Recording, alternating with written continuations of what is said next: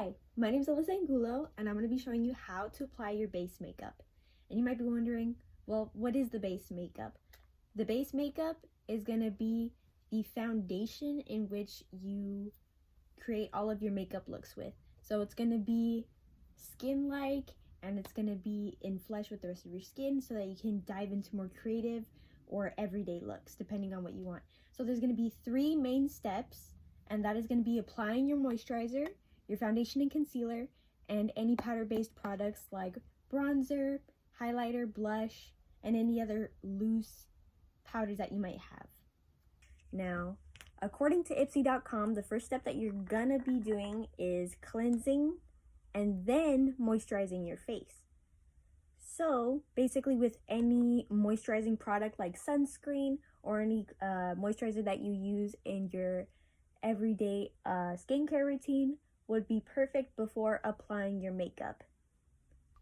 So now that I have applied an even layer of moisturizer across my face, now I'm going to be going in with foundation and concealer. And according to the blog Advice from a 20-something, you are only going to be applying a little bit of foundation, which I already applied to my makeup sponge. And I'm going to only put a little bit because if you put too much, then it'll look too cakey. And I'm only going to be doing half of my face for demonstrative purposes. And according to the same blog, you are going to be doing a dabbing technique so that it creates an even layer across your face and so that it doesn't crease or smudge or disrupt the foundation. So now I'm going to be going in with concealer, and you are going to be using concealer to either brighten your face or to correct any blemishes that you might have. So I personally have under eye bags, as you can tell, and so I just like to cover them up because it's a personal preference. And I'm going to be using the same dabbing technique.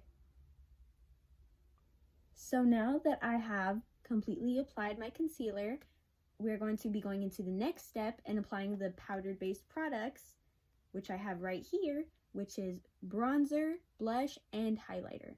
And so with my rounded brush tool, I'm going to be going into the bronzer. And according to my favorite YouTuber, Ali Gardner, you are going to be applying the blush from the top of your ear down to where your mouth is. So basically right there. And you're going to apply it until it's completely blended out. Now that I have completely blended out the bronzer, I'm going to be going in with the angled brush and into the blush, and I'm going to be applying it right above where I applied the bronzer, like this. And I'm going to continue to apply more until I get the desired amount of pigment that I want.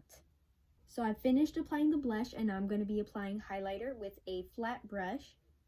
So I'm going to be dabbing this into the highlighter, and I'm going to be applying it right above where I applied the blush at the top of my cheek. And it's going to brighten your cheekbone, and it's going to make it pop.